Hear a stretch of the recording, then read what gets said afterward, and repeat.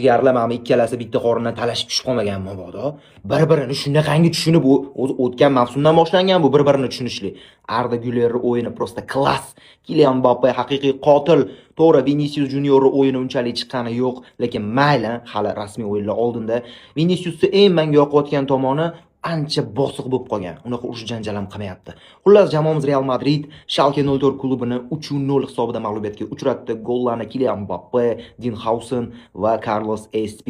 Bu bola ham mujik bola ekan, o'sha ikkinchi golini urdi. Marco Curelia, Kanate, Yan Diamande o'zini debyut o'yinlarini o'tkazdi. Yomon emas, zo'r. O'zi umuman olganda futbolchilar vobshe zo'r o'ynadi.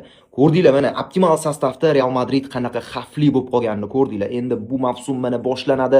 22-avgustdan start oladi La Liga. Rasmiy o'yinlar bu yog'i bo'ldi. O'rtoqlik uchrashuvlar tugadi. Bir haftadan keyin rasmiy o'yinimiz boshlanadi. Haqiqiy kuchimizni Jose Mourinho o'zini qaytganini ko'rsatib qo'yapti. Mana hamma tarkibli futbolchilarni yig'ib o'ynatdi.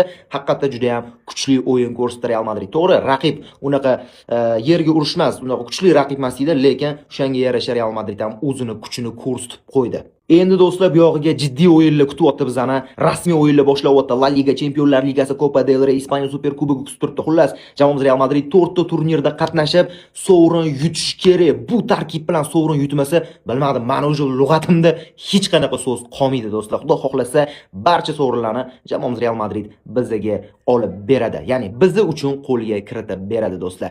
Like bosinglar, bitta repost strelka bosinglar, podpiska bosib qo'yinglar, realchilarga jo'natib qo'yinglar. Keyingi o'yinlarda ham birgalikda jamoamiz Real Madridni qo'llab-quvvatlab o'yinini tomosha qilamiz do'stlar. Salomat bo'linglar. Sizlarni tabriklayman, madridistlar.